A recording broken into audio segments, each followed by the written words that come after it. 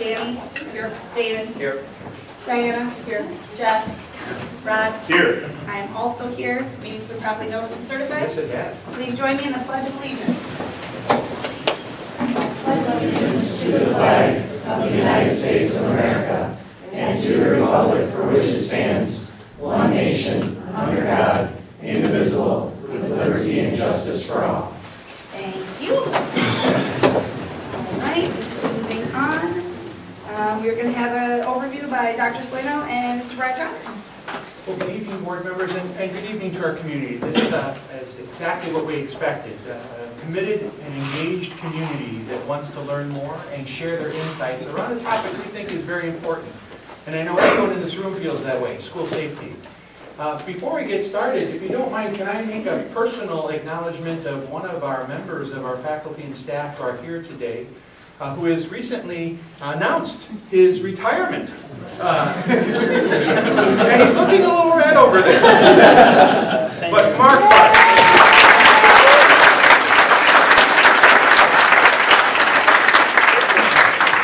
we stand on the shoulders of people like you in our school district, and we're so grateful to you and others who have served in your school and in our district. Thank you for being here tonight.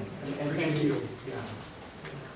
So the game plan tonight, if it's okay with the board, is we would love to just provide a little overview. In my conversations with families, I've heard questions like, what is a school resource officer? And we thought maybe it would be helpful for Mr. Brian Johnson, our Director of Student Services, to share that overview. And then also introduce you to a school resource officer from a local school district, a little ways down the road, about 45 minutes. Similarly sized, maybe a little bit smaller than our school district, so that he can share with you what he does as part of his regular day-to-day operational kinds of things. And then we want to open the floor up to our community. We're in a listening mode tonight. Our goal is to hear your insights, and with that being said, let's go ahead and get started. Hi, welcome, Brian. How are you?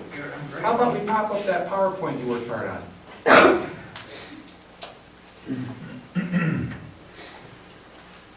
Yeah, so perfect. So thank you very much. It's so great to be here and so great to see so many people here. Today we're going to go over just a few quick things. So this presentation really will, for me, will only be a few minutes long. We're going to go over an overview. What is an SRO? What are some goals that if we chose to have an SRO within our district, what that would look like? What is community policing? And then Deputy Tony Reynolds will talk a little bit about what his experience is, what he does within the Cambridge School District. And then Dr. Salerno will go back and talk about the process for the rest of the evening and what that'll look like. So thank you so much for being here. We really appreciate it. We really are in listening mode today. We want to give you some core information. But again, no decisions will be made tonight. And we don't have any pre-decisions made. So we're really here to hear your feedback from staff members, from community members. What do you want? Do you want to go down this route? Do you not? And what are concerns? If you have concerns, what are they? And for people listening, I know we are videotaping this. If you can't attend, the board still does want to hear your feedback. And so if you could email Dr. Salerno some of your feedback from that, the board will still get all of that feedback moving forward. So the first question we kept getting when we sent out the information is, what is an SRO? So we're really looking at, right, a school resource officer. This school resource officer would be a district resource officer, not just one school. And by definition, it is a law enforcement member. So it's a law enforcement member that's hired by the police department, not hired by the school. They're uniformed.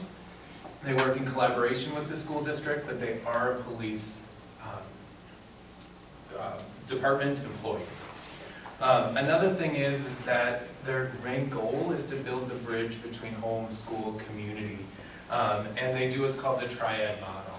And the Triad Model is how they work in schools is they have three primary functions, which is to be an educator. So they would be teaching some classes, working in grades, doing kindergarten, working on bike safety helmets, all the way up to high school, doing AODA discussions, and, or just some examples. They also are law enforcement agents, so they are also focused on safety and security. And then they also are an informal counselor. So Things look like having open office hours and having kids come and talk to them, problem solve with community members and with kids about issues that they're dealing with at home and how to problem solve that out. So they really do act as an informal counselor. The other thing that's really important to note is that an SRO would really have specific training back on the school. So what do our staff get training on? Trauma-informed care, mental health issues that adolescents and young children are struggling with. They would get all of that same training. So we would do a memorandum of understanding that goes through and all of the training that they would get.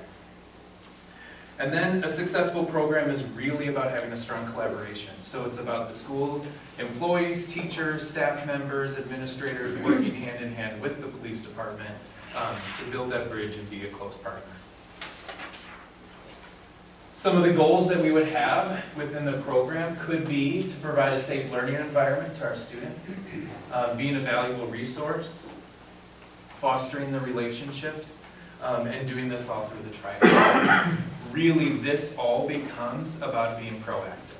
So instead of a reactive approach, we're really looking at how we can be proactive, how we could get a SRO within every building, and that looks really different. We want them to be eating lunch in the cafeteria at the PC. We want them to be playing basketball games at recess at the IC.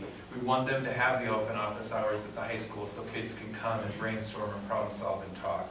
So those are the kinds of things that we really look for, and when we develop the memorandum of understanding, we would look for and could potentially talk about. And it really is a community policing approach. And really that is a strong bond between the community, the school, and all of the citizens. So it's about getting to the heart of what we're doing and the work that we're trying to do. It's about getting deeper and making connections and getting deep. And so it's a lot of the stuff that we talked about, but it's really just about getting to know us and getting to know our kids on a deeper level. So it's not about having an issue, calling the police, coming in, dealing with it, and then heading out. It's about getting those relationships built, handling the situation, and then following up with the kids afterwards. Proactive social connections and work with us, not against us. And so that really is about a community policing approach, and one that if we went down the route of having a district SRO, we would really want to have within our district. And so kind of our next step is having somebody who's doing the work talk a little bit about what his role is, what it looks like, some of the responsibilities he has, the relationships that he has with parents, with kids, and with staff members to make it successful. So. Please welcome Tony Reynolds. Hi, Tony. How are you? Mr. Reynolds. I don't know where you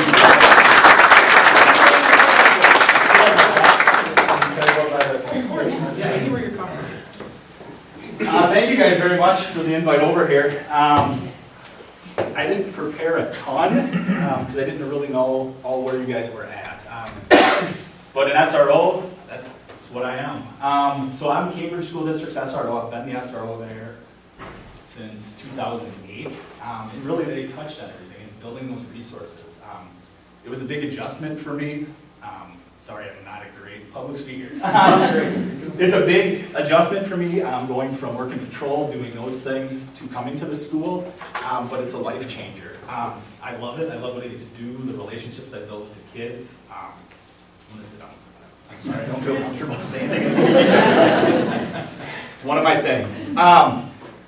But yeah, so Cambridge, I do their elementary, middle, and high school, and we also just added a charter school this year, so that also is mine. It's playing at recess with the elementary kids, teaching classes, reading with the kindergartners, at the middle school level, teaching classes, guidance. And at the high school, same thing, continuing to build those relationships and work on those. I'm part of the student services team, so I'm with the counselors, I'm with the dean of students, I'm with our school psychologist, our social worker. Really being proactive in trying to deal with the problems before they get to a law enforcement issue, before the police have to be involved.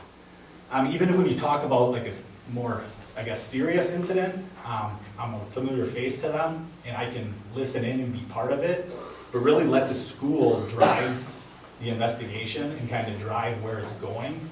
And a lot of the times we're able to deal with it with school consequences within the school without having to have me, write a citation or even take any law enforcement action.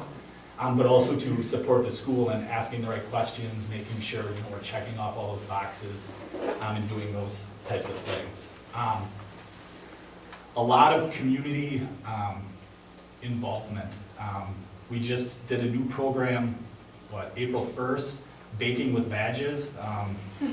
Had a bunch of different law enforcement officers to the elementary school. We had about 25 kids sign up right after school, and we made sugar cookies with them, decorated them, hung out. In the summer, we do Cops and Bobbers. It's a week-long fishing program with kids. They get to spend time with us 5 days a week for the entire week and catch fish and talk and socialize.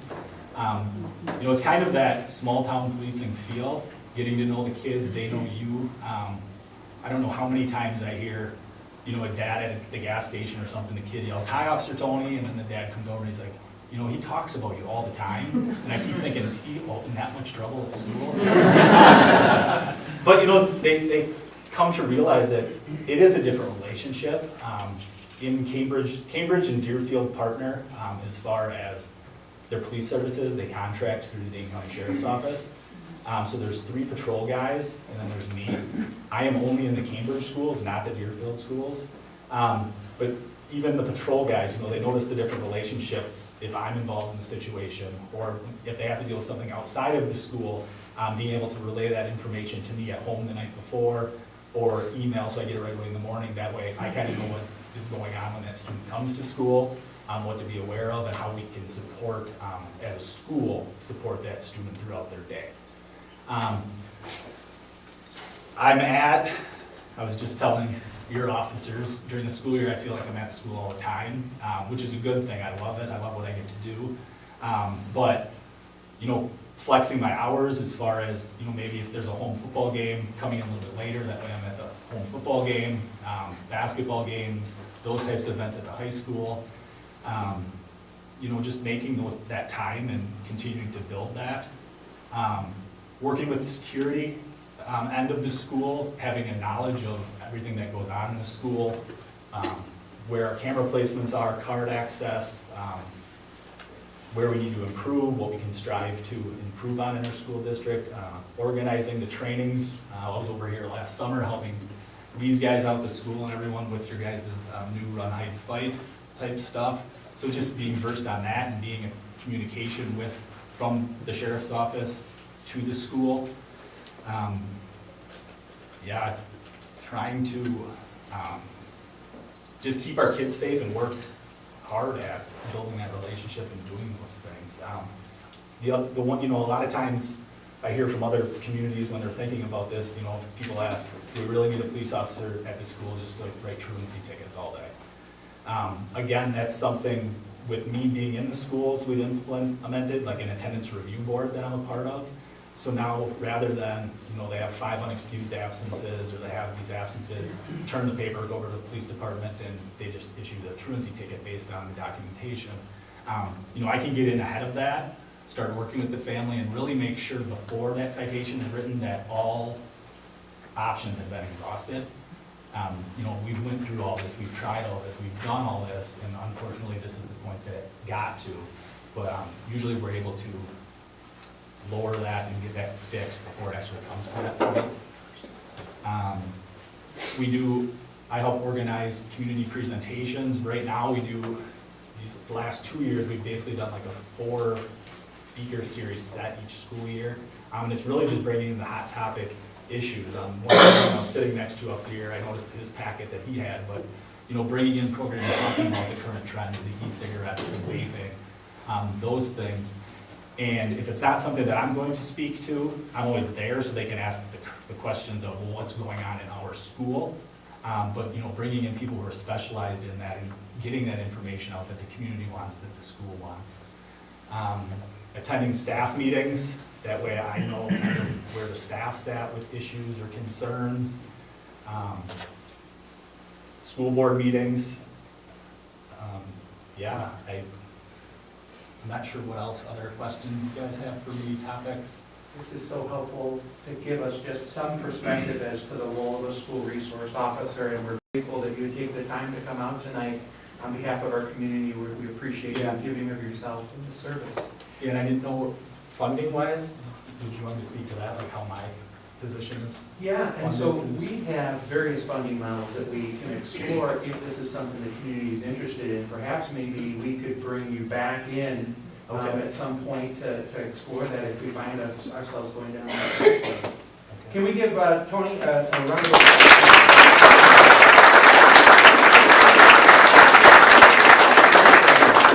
And I will stick around too if Oh, anything, even better. yes, if anything comes up during open session or afterwards, yeah. Thank you, yeah.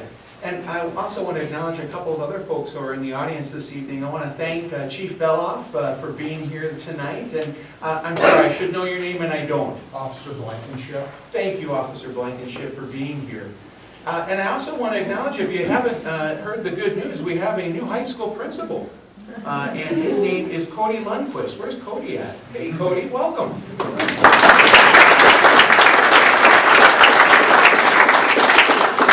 I saw Rick Peniston, who has been serving right in front of me.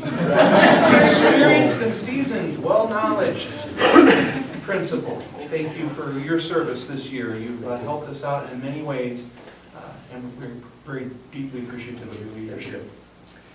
Maybe just a couple of things before we go ahead and get started. If you're interested in speaking tonight, we'd love to hear your thoughts.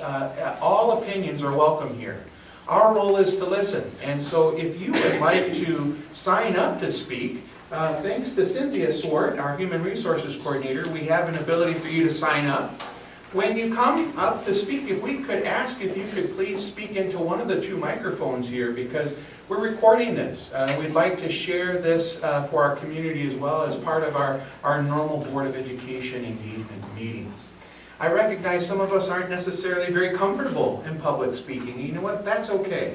If you would like to share something with the board, feel free to send us an email, and I'm keeping track of those. If you want to give me a buzz, I'd be happy to talk with you too. I think I can speak for the board in this regard, that if you want to reach out to any one of our board members, they're always willing and open to hearing your thoughts. I'm collecting those emails and I'll be passing them along to our board as well. So we'll kind of do in order of sign up tonight. Come up to the microphone if you don't mind. State your name, tell us where you live, and then we're allocating about 3 minutes for each person to speak. Otherwise, I think if we end up getting a large number of folks, we may be here through Sunday. And I know many of you have Easter Sunday plans, so we want to make certain that we're also respectful and attentive to your views. A couple of other things, if you don't mind.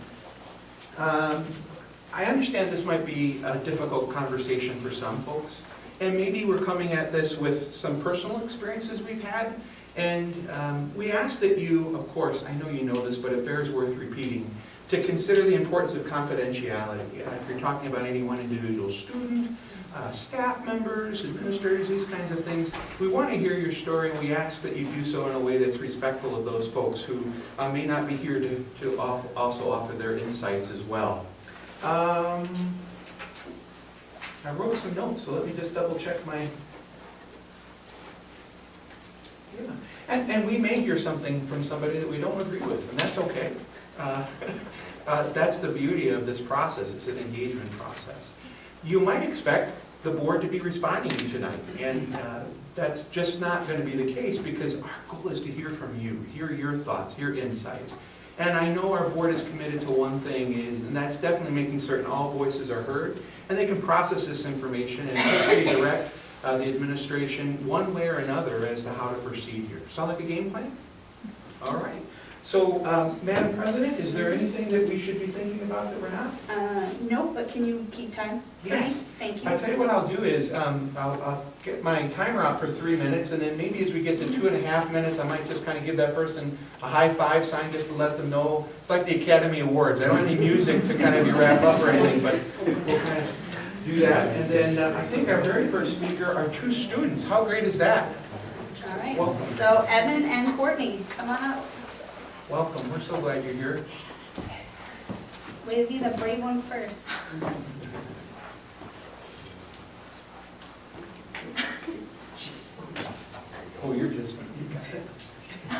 You want to give me a lift or something? Okay. Here we go. You want to stand up here maybe? And he's talking first. Oh, okay. Welcome. Okay, so my name's Evan Stangy, I'm a freshman at Mount Horeb High School, I live here in Mount Horeb. And we do agree that we should have a resource officer here. And I think it's a really good idea to have one, for safety reasons. And, I think even if I put that in, people think, oh, you know, they need a police officer, that their school must be unsafe.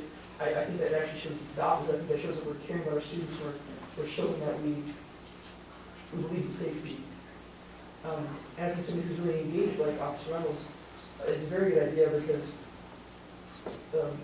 building relationships between officers and police and in the community and schools, I think is a very good idea, and safety and just having people like that around to help in classes and students and anything that comes around. Thank you. There you go. I agree too that we should have one because our schools, I've been a school here for like 4 years now, so like I haven't really seen any like safety hazards or anything going on, but like you never know what could happen. I think it's a good idea like when it comes to like safety, but like with discipline, I really like see it as a good thing there because I'm also sometimes like scared like, oh, is this bad? Like, am I gonna get in trouble for this? Like kind of thing. So yeah. Very thoughtful comments. Thank you to the both of you for leading us off in such great style. Nicely done. Thank you. All right, Kelly Richardson.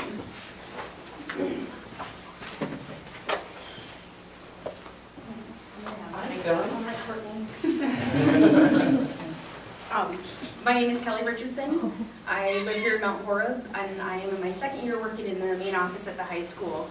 And in those 2 years, I have said approximately once every 2 weeks at a minimum the value of us having a student resource officer.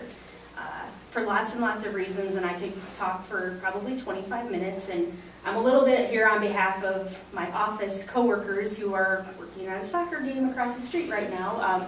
We've talked about it a lot, and there's a lot of pros to it. Obviously, there's always cons to everything, but some of the thoughts that we had were just simply when there's an emergency, in general, a safety emergency. I don't know about anybody in this room if you've ever called 911, even if it doesn't involve you, but you're the person making that call.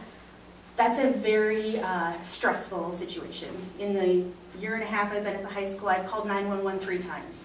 And every time it was necessary and warranted for medical emergencies, for a violent situation where someone was hurt and someone was having a hard time that day, and they weren't intending to hurt anyone, but it was just what was happening, and we needed help, and we needed help fast. And it still probably would have happened had there been an SRO there, but the time in which we would have had help, and help from another officer, from an emergency caretaker outside of Mrs. Nessheim and 3 office staff members being there who were very scared and trying to help, but we didn't know what to do to keep ourselves safe also. It would be very beneficial for that. I also see the amount of time that is spent almost daily by the administrators in our building doing things that are really important and have to be addressed, but instead of really focusing on advancing education, advancing opportunities, and spending time with students who are having a great experience. 99% of the kids at the high school are amazing. It seems like it's the 1 or 2 that need a lot of extra time, and it takes a lot of time to get through that, and Mr. Peniston and Ms. Lensert and Ms. Nessheim are spending a lot of time doing that.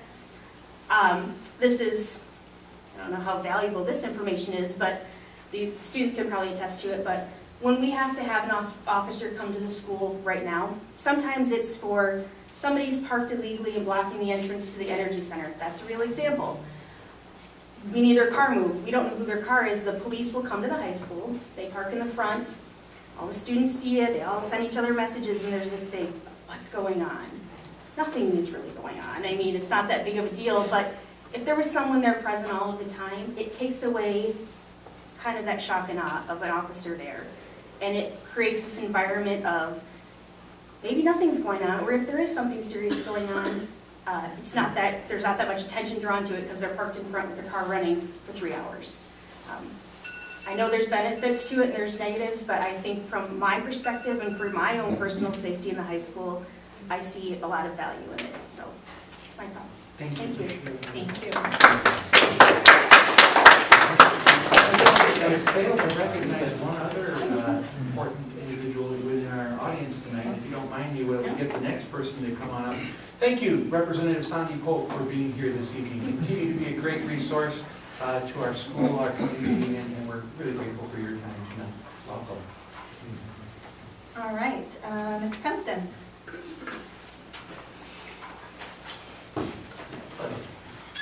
So I am the interim high school principal, so I'm here this year. Came out of retirement to come back to Mount Horeb High School, and very happy I did. I can tell you, walking into Mount Horeb High School, I was very surprised that the school resource officer program was not in place. I was at East Troy schools for 25 years, and we had a resource officer for 25 years. That is kind of stark when you contrast what's going on. And again, East Troy High School is not out of control in any manner, shape, or form. Mount Horeb High School and Mount Horeb School District is not out of control in any manner, shape, or form. But the resource officer position is exceptionally valuable. I will tell you some reasons why from the high school perspective. School safety being number one. Obviously, it's not negotiable. School safety has got to be in place. Having a resource officer to work with our planning committees, to work with our practices, our drills, to support our staff, to support our students, to be that resource, literally, is really important. And then obviously to interact directly with any threats. I will tell you that the majority of any threats coming to high schools these days are coming through social networking. And it is an unbelievable job sorting through that and getting records and dealing with who sent who what. And students are great, they're coming forward to report this, and we just need someone who can support us and has the time and has the law enforcement background to be part of that. Because it really can take as Kelly talked about, it can take your whole day completely sideways, trying to work through that. I will tell you also, from the high school perspective, we have athletic events. There were a number of times this year we called police and asked for extra police presence because we knew there was a potential threat coming to that event. That's reality we deal with, okay? Parents were concerned, students were concerned, things that happened in the community. We didn't ask for this, but it was coming. Our students had been part of this. It was coming potentially to the event. We needed police presence. We didn't, it's hard to ask police. They're always when we call them, they're in a reactive mode. They don't necessarily know our students. They don't know the situation. They don't know what they're walking into. It puts them in a very difficult position sometimes. It would be so much healthier for everyone and would promote the safety to have someone who knows our kids, who has relationships with our staff, who has a role with the school, an appropriate role with the school, obviously. Another thing that's unique to the high school, our students, many of them are drivers, okay? So they need to be supported in what the laws are, what the rules are. We need to do a better job monitoring our parking lots. Okay, we really do. We have a lot of work to do there. So we have things to do there. Deterrence, the presence, just having them available for when we are investigating serious issues, really important. There's advocates. I was talking to Tony before. We always have a conversation. I've always done this, going into a meeting with a student. Is this a school issue or is this a legal issue? And the majority of the time, it's a school issue. You find that way. We don't want to get to that legal issue that Tony's talking about. Let's not get there. Let's start early. Let's not let that happen. Thank you. Thank you. All right, Mr. Christensen. Hi, I'm Paul Christensen. I'm the principal here at the middle school. And thanks for giving me a couple of minutes to just talk about this. I will talk mostly on my experience prior to coming to Mount Horeb. I was an assistant principal for 7 years in Fort Atkinson and worked very closely with Officer Courtier. He was a resource officer for us in the district the entire time there. And I think, first of all, one thing that was huge for us was that he had a connection not just with the kids in our building, but the families and often across the entire district. So as our kids move from one building to another, I don't have a connection necessarily with our 3rd and 4th graders, but he did. So when we were having a concern with a student who was upset about something, maybe he had a little more insight as to something that was going on with a sibling or in their household. I think anytime you can have a connection between entities in a district or a community that are here to serve, which is what schools do as well as what police officers do, that's a plus for everybody involved. That's a plus for the kids, and that's a plus for the adults. One of the biggest things I think that's a positive to having a resource officer that I talked about a lot actually with Dan and Fort Atkinson is just as any of us that work in a building with kids, whether that's teachers, paraprofessionals, administrators, or resource officer, whoever that is, a lot of the positives that come out of that, you can't necessarily quantify. We don't necessarily know when we have impacted a kid's life and they've decided to make a positive choice in a tough situation because of a conversation that we had, or something that we taught them, or some time we spent with them. We aren't necessarily going to know that. They might not send us an email on Saturday and say, hey, I was stuck in a really bad position last night as a 16-year-old, and because of a conversation you had with me when I was 13, I chose to make a good choice. We aren't necessarily going to know that, but anytime you can have an increase in that impact on kids, whether you know it or not, that is just an absolutely positive thing. And then the last thing I just wanted to touch on briefly is, I have 2 little kids, and they're going to come through Mount Horeb School District, and as a dad, I want them to see police as someone who's positive, someone who's there to help them, someone who's there to be there for them when they have something that is concerning going on, just the way that I want to be a principal. The days of being a principal that walks down the hallway and is the guy that everybody's afraid of, that's not who I am as a principal. That is not who Dan Courtier was as a resource officer. I'm sure that's not how Tony is. We are there to help those kids become better as they get older and feel safe about coming to school every single day.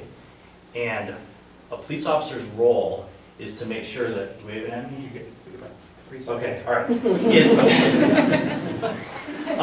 pressure. Yeah, no pressure. I lost my train of thought, but I'm good. Their role is to make sure we have a safe community, and for the kids in this community, the biggest place that they are is school.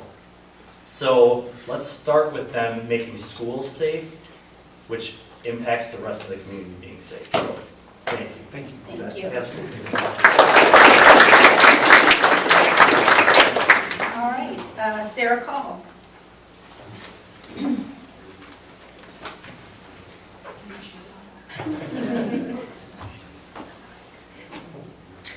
Hi, my name is Sarah Call. I am a resident of Mount Horeb. I have 2 students that go to this district. I'm a former employee of the district, now working in a neighboring district. I have a few different perspectives. I guess the first thing is, all along, I think when we think of school safety, what automatically comes to mind is schools being gunned down and the tragedies that have happened and the big events like that. So when we say school safety, we want to make sure our kids are safe from that kind of thing. And I guess from a parent perspective, I see that school safety is not, I mean, we've talked about the glass and the secured entries, which are awesome. But what we're not really seeing is the safety that's going on in between these walls with our students that are the things that are happening are not necessarily safe and can almost make them feel less safe than those bigger threats. So I really feel like having an officer present, building those relationships, having the kind of the knowledge and knowing that person is there as a helper, as a community member, and also as a counselor type person would be perfect in helping kind of maybe detract from some of the negative behaviors that are going on just within the building. I feel like they would be able to handle some of the discipline issues that would allow our administrators to do kind of what they went to school for and want to do, that they're kind of maybe being sucked down by some of the behavior discipline type things. But I believe that being done by a person, an officer that they see regularly and the students are familiar with, would be more effective. The forming relationships is really important. I currently, I think when people think school resource officer, they think we're going to make our schools into a jail. I work in an elementary school that's kindergarten through 4th grade, and we have a part-time school resource officer. We share them with the middle school, and I can tell you that on the days that our officer comes to the school, it's like party, pajama, happy day. Everyone's cheering and excited, fist bumping, high-fiving the officer. That officer is setting a good example, forming these relationships at a really young age. Again, that'll follow them through middle school. They're able to find that person that they can trust. The officer is never seen as a, oh no, he's here. It's a, yay, he's here, which says a lot. So I think community helpers, bringing them into our schools and making them an everyday occurrence in our schools would be absolutely amazing.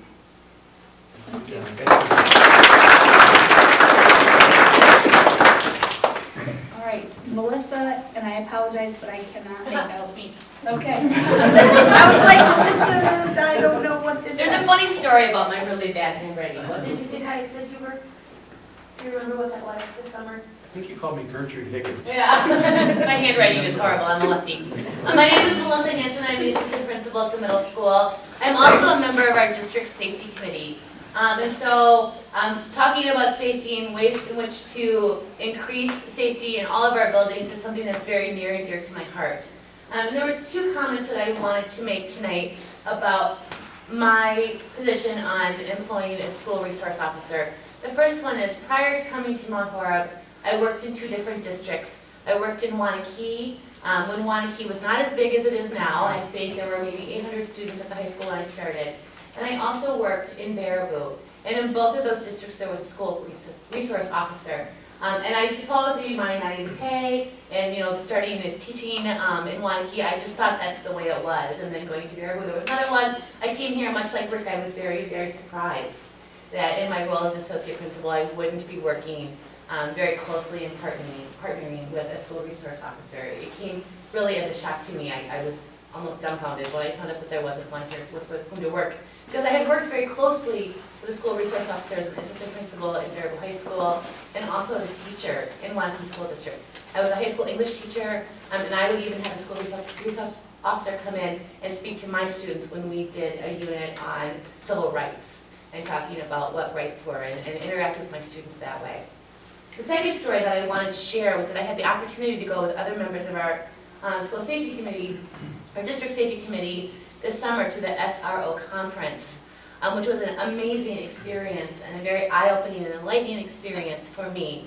And one of the highlights of that conference was an award that was bestowed upon a school resource officer in the state of Wisconsin, one of the highest rewards, I believe, that can be bestowed upon a police officer. Is that correct? Do you know what story I'm talking about?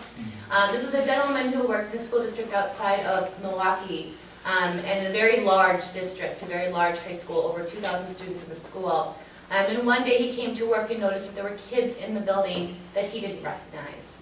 To me, that's mind-boggling, that he had such great relationships with so many of those kids in that building that he could pick out that there were students within that building that didn't belong.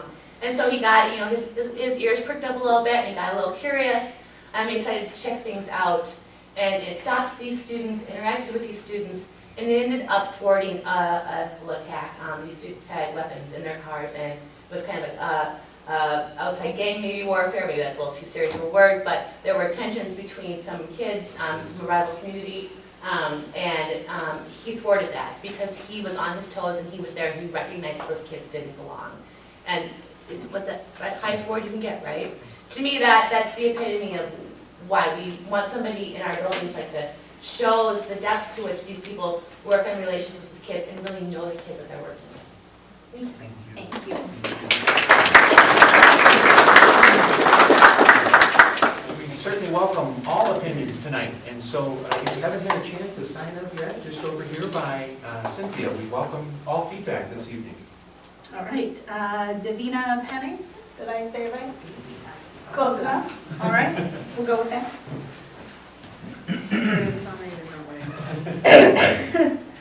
Hi, I'm Davina Penny. I'm a parent of 3 students. 2 have graduated and 1 is a senior this year.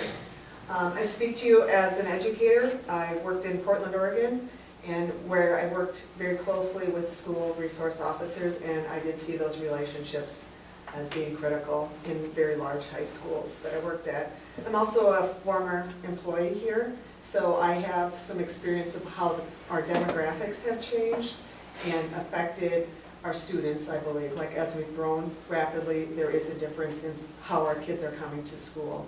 But I'm here tonight because I am a parent of a child who was assaulted and has had ongoing threats the entire school year. And I'm trying not to get too emotional, but as we look at our kids, we are very much, we have to look at the school culture and the climate and our staff relationships and interactions with our kids, because they need to feel a part of the community.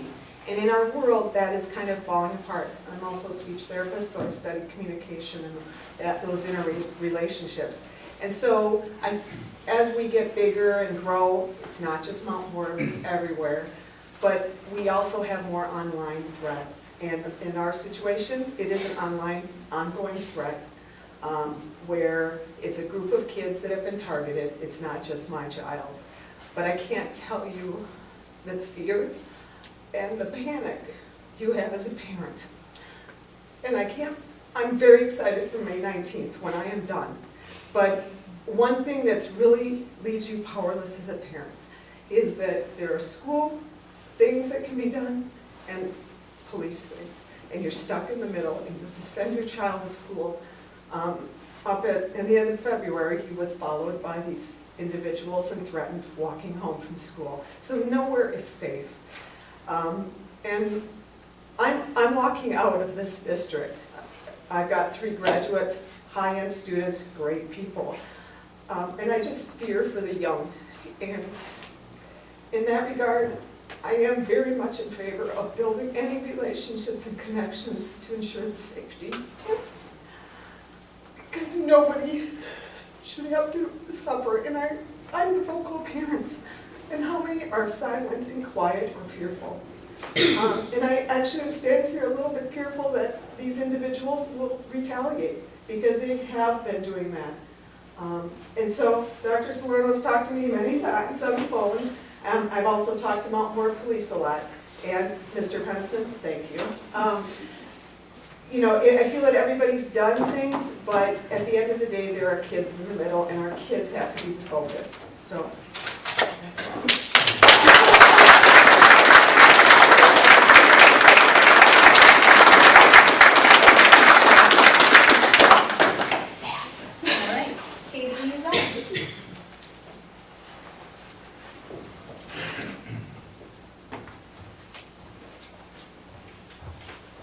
Hi, I'm Katie Zelli. I'm also a parent in the district. I have 2 little ones.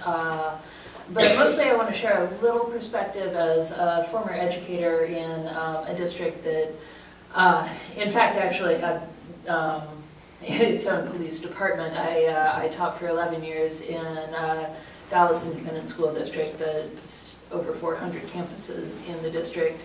And they have their own police department, which is, I will grant you, perhaps a different way of establishing a relationship between the police department and campuses. But my concern, if we are going to do this, is that, you know, this sounds wonderful, but it's frankly not been my experience as an educator working in schools and interacting with police presence in schools. And I think that if it's not implemented incredibly carefully, you end up with an environment where you're criminalizing behavior that is not criminal, and you're getting a perception within the student body that you are starting with the assumption that they are criminals and need to be watched.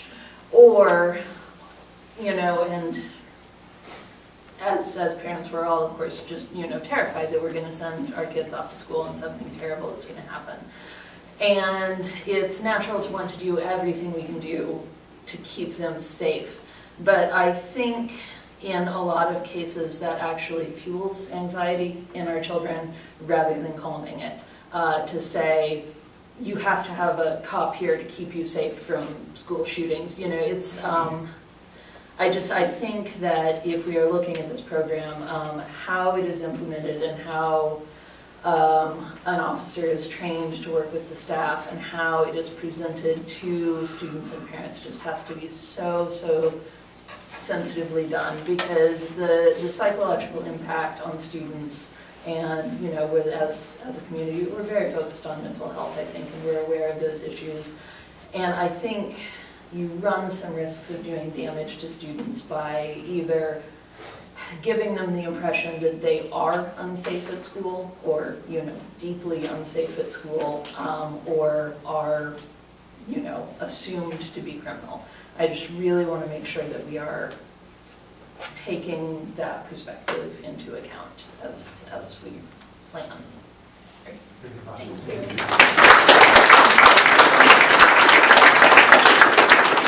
If anybody else would like to speak, I think we have a couple of empty spaces right now. Let's, Mark, would you feel free to come up to the table, and anybody else who would like to speak, if you don't mind, please, signing up. You didn't even start, and I thought we were bringing started.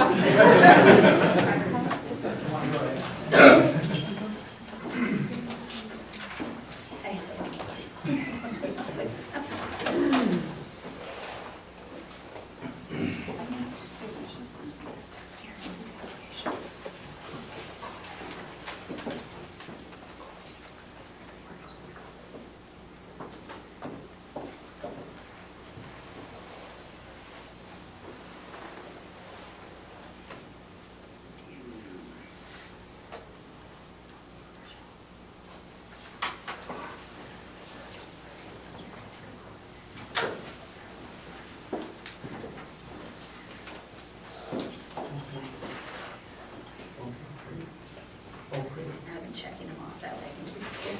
Thank you. All right. I think I saw Mark up front. Yep. Good evening, I'm Mark Clark, staff member and parent in the district.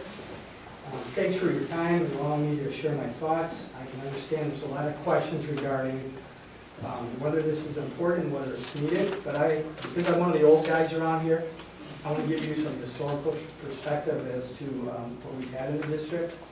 Back in the mid-1990s, there was actually a Mount Horeb officer by the name of Jim Pepper.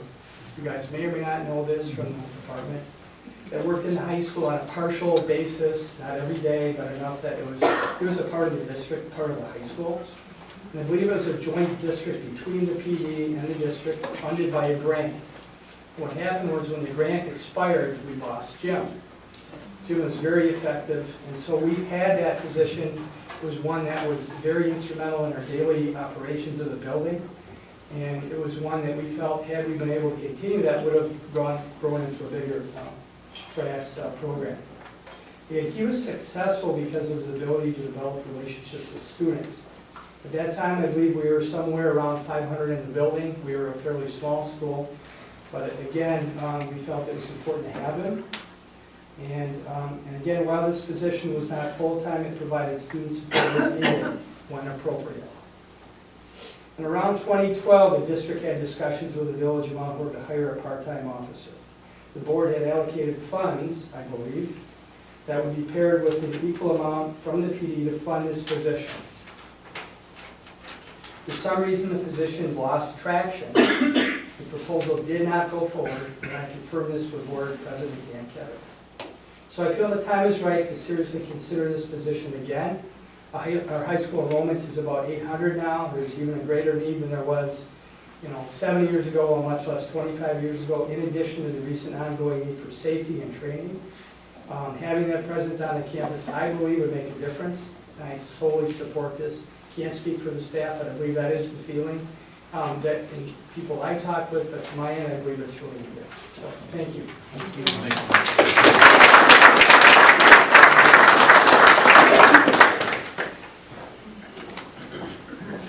Karen, I'm not going to try it. Wojcik. Thank you. Hi, I'm Karen Wojcik. I have a son who goes to the middle school. I was raised in Chicago, and many schools, many of the public schools there did have SROs. I also worked for the police department in Chicago. never went to a school with an SRO. So hearing tonight that it's a common thing in Wisconsin was quite an eye-opener. Is it? I guess it is.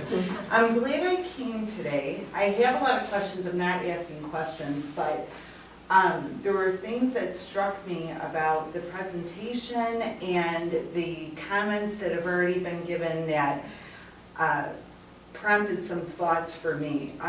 One thing that I've taken from this is that through the implementation of an SRO program, that there could be an emphasis that SRO interactions, that they're not solely based on a negative situation, that this isn't just about fights and whatnot, this is actually about relationships. The preventative benefit to that, I'm sure is wonderful. One thing that I think that the board should consider, and that the district should consider in implementing an SRO program, is to looking at what has been unsuccessful about these programs, when it's implemented in other districts in the state or in other states. Certainly, not to repeat the mistakes made by, say, other districts in the implementation of the program. I really like this idea of having youth having positive interactions with law enforcement throughout their lives as they grow and as they mature. Because I think that means something very, very good for who they'll be as they mature and as they become adults, and what kind of relationship they're going to have with law enforcement or lack thereof, as they get older. So, I have my son, do you feel safe at school? And I already feel safe at school. So you wouldn't feel any safer with an SRO, and I already feel safe, Mom. It's all right, but hearing tonight about, what positivity can result from these interactions, I'm encouraged by it. I'm encouraged by it. Thank you.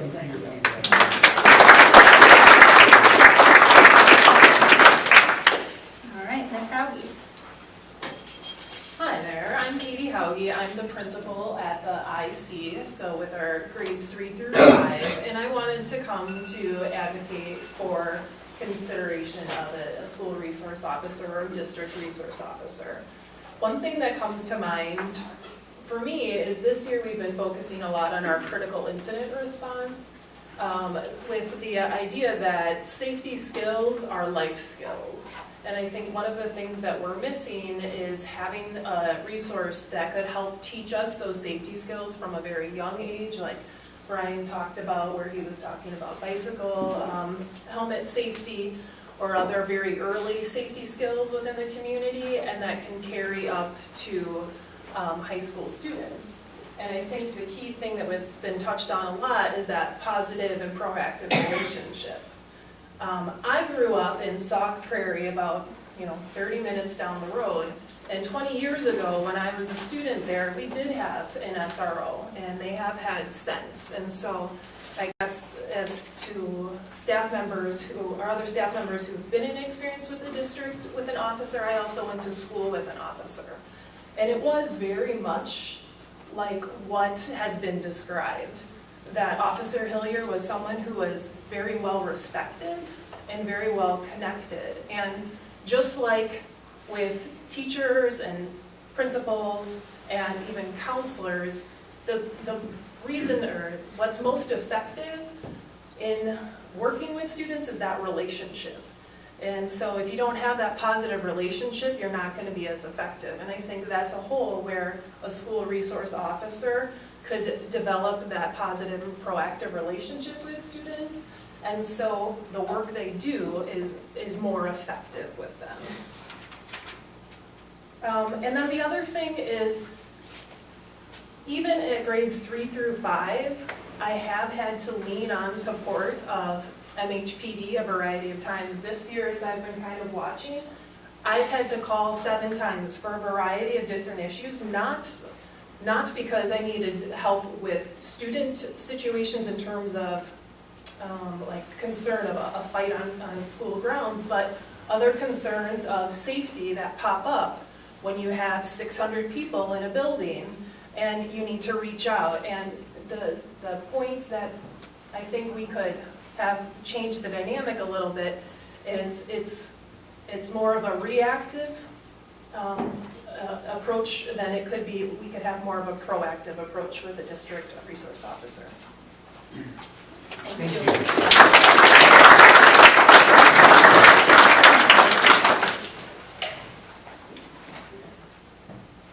Anyone else would like to share tonight? We welcome your all opinions. Come on over and sign in for us, please, if you're interested in doing that. Others who would like to join in. Will there just be time for questions? We are not, we're certainly open to hearing questions that might be there, but we're not in a position quite yet to answer questions, because we really want to kind of hear where people are at first. I suspect if there is some desire on the part of the community, yeah, thank you, Patty. There you are. If there is a desire on the part of the community to have the board continue to do this, I suspect the board is engaging as they've always been, is willing to start a task force of some sort to explore this, potentially, if that's the direction we're moving, and we'll get to those kinds of questions at that point. But please do share your comments. I think we've got a couple of people who are signing up here tonight. Hi, how are you? Good. And sounds like, okay, yeah, sure. My question is actually for Deputy Reynolds. And I'm just curious, is there specific training in law enforcement that trains you to become an SRO specifically? Because it, as somebody mentioned earlier, it appears to me it has to be the right fit. It has to be somebody that's educationally. Yeah, you guys okay with me? Oh, okay. That's it. Perfect. Yeah, there is, there's a federal training, there's an SRO basic course, there's other, so that's where you kind of go, you learn a lot about, school law, and how the relationship of law enforcement, while working in school, because students still obviously have a lot of rights. We just don't get to come into a school and it's a free-for-all for us that we can, violate those rights or do those things. So yeah, there's a basic training course that majority of SROs go to before assuming that position. And then there's tons of stuff, I don't remember who mentioned it, like the SRO conference every summer. It's usually held over in Appleton, and it's a 3-day thing of just ongoing training, learning current stuff about current trends, what to be looking for, case law that has come up, whether it's supporting schools and the SROs or supporting, telling us we have to be careful and do things differently. So a lot of ongoing training and things like that when it comes to working in school and dealing with the students. On top of that too, obviously the school crafts their policy as far as how they want that relationship to work. Like I can speak on behalf of Cambridge School District. Our school's policy still states that law enforcement can't come into the school and question a student at any time. If the school were to call for the police, or obviously I'm there, and it's an ongoing, it's something that's happening right then, obviously then we manage that situation, we deal with it. But even if there was a party on Saturday night and I have word that these 6 students were there, I can't just call them into my office and question them about that day. That would be something where I'm trying to set that meeting up away from school, or potentially speaking to their parents, and their parents are like, why don't you get them during study hall? Talk to them, or do whatever. So no, there is a lot, and you talked about the relationship, and I think that's the important thing too. Somebody mentioned, hearing of failures with SRO in those systems, and not every law enforcement officer this is the right fit for. The sheriff's office has a ton of deputies, and majority of them want nothing to do with my job. But it's the right fit, and as long as the school and the law enforcement, they mesh together and they can build that relationship and they have that trust, it can be an amazing program as far as the success you see. You guys talked a lot about the relationships and building them. My first kindergartners are now 16 getting their driver's license. And it's almost like a parent seeing them grow up and the interactions we've had, and just staying positive with that stuff. So thank you. Thank you. All right, John, I'm sorry, I can't read what your last name is. My last name is Whitcomb, as opposed to without a comb or with a brush.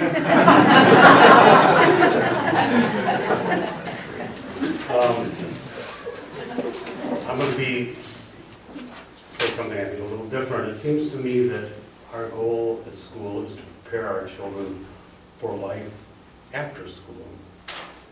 And what it seems to me we're preparing our students to do is to live in an environment where they're constantly being watched, where they're locked out or locked in, and there's people walking around.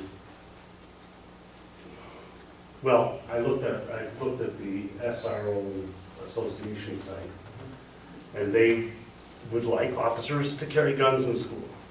Sounds to me like a security guard. What our children need is counseling, and we have so much resources. And if we could make a safe environment by counseling our students, by spending that money on trained counselors rather than trained law enforcement officers, I think we'd be doing a service. That site, the SRO Association site, said that about 20% of the schools have SROs in the United States. Recently, the Washington Post said of violent incidences in school, 40% of them happened in schools with SROs. Now, I'm not saying that correlation means causality, okay? But I think it's something to think about. I am afraid that we may be more afraid than we should be. And decisions made on fear are not well thought out. The safest place for a child to be in the United States is in America is in the school. And that's not only because of SROs. And so perhaps community policing is a better investment of our police force. Thank you. Thank you.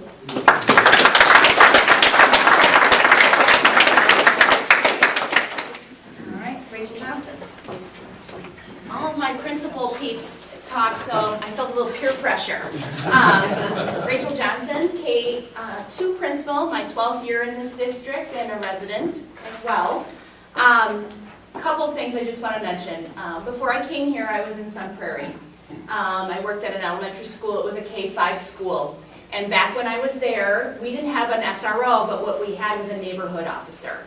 And so that neighborhood officer was every area had a neighborhood officer. Every elementary school or school area has an officer. And Officer Damien was the bee's knees to every single one of my kids. And even in the toughest moments with some of my toughest kids, he could help make a situation better. And that was huge for kids who really struggled to handle a situation that wasn't good. And he had the relationships with the parents that showed this mutual respect and trust, even in situations that were, again, not pleasant or desirable. And so that relationship was huge. Now, when Officer Damien wasn't around, then it was just an officer that would come. There was a stark difference. And I love our police officers. Our police department is phenomenal. But I bet if you ask some of them, they would pinpoint maybe the one or two that are probably the ones that would prefer to go to kids, the littler ones, compared to some of the others, because that's just their comfort level. And so at those times, having those relationships and having it very purposeful with someone who that's their gig and their desire and their focus and the ability to interact and work well with the little ones truly did make a huge difference for our kids. The other piece I just want to point out, when Officer Tony was here this last fall helping with CIR, our critical incident response plan, he was kind enough to walk through both of my buildings with me. And I know our staff, our officers would have done that too, but from that SRO lens, it was really great because in Cambridge they have a multi-story building. You know, the PC's kind of unique. And so to have some of those perspectives and from a kid perspective and how he's helped them work to develop plans having an SRO to talk through that and work with us through our safety committee and so forth would be really invaluable. So just wanted to add those pieces. Thank you.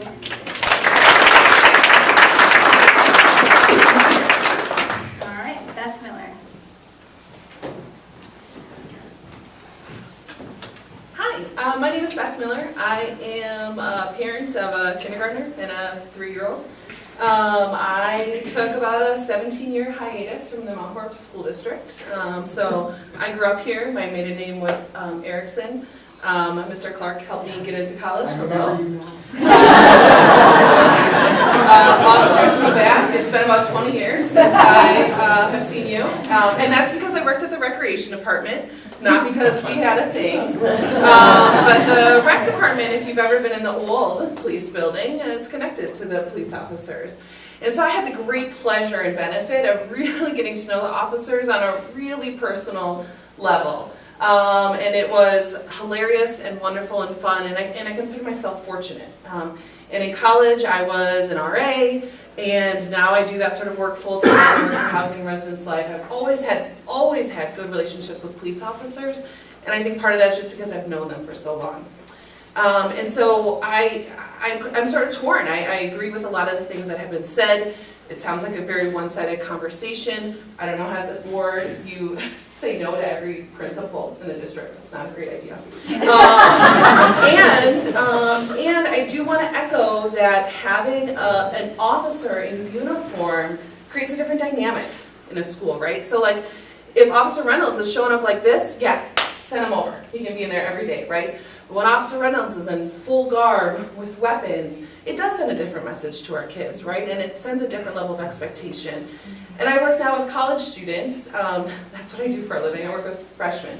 So you all raise them and thank you. And then we try to finish the job with the adulthood thing. And that's a challenge. And we don't have officers in our buildings like on a regular, but we do have liaison programs. And so I would be interested in the district and the board sort of exploring, like, if they do an SRO, one, I would advocate for a hire extremely slowly, fire extremely fast approach to whoever gets in that position, because we can't live with an SRO who's not wonderful. It has to be exceptional or nothing at all, in my opinion. And two, I would also, there's so much more that the SROs do other than policing and that liaison. And so are there other ways in which the district can invest more resources into social workers and psychologists and counselors and just good humans that are there to care for our children and to take care of them during life. And so that's really what I wanted to share today and to say hello to some really cool faces. Thanks.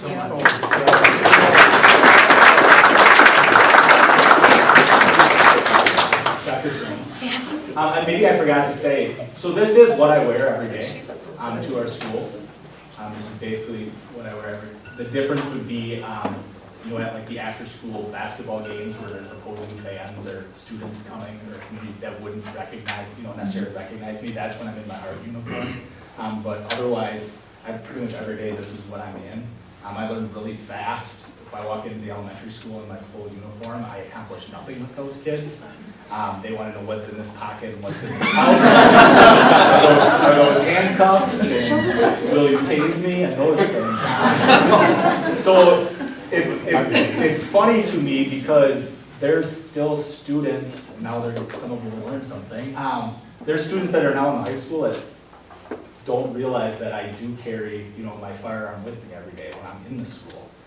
They're somewhat shocked when they find that out, and they haven't noticed it the whole way through school. But yeah, every day, vest pants, something like this. I always wear some sort of jacket or vest. Some of the staff tease me how many vests do you have. But it's simply so that really nothing is seen, nothing is visible while I'm there, while I'm working with the kids. So. Is your badge displayed as well? Like I wear it like this, yeah. So that obviously they realize that, and other people in the school, if they're visitors or stuff like that, they will notice that as well. Really. But yeah, my badge is displayed, nothing else is. So. Yeah. Thank you. Are there any other individuals who'd like to speak who haven't had the chance to do so tonight? And if so, we'd be happy to hear all opinions. Welcome.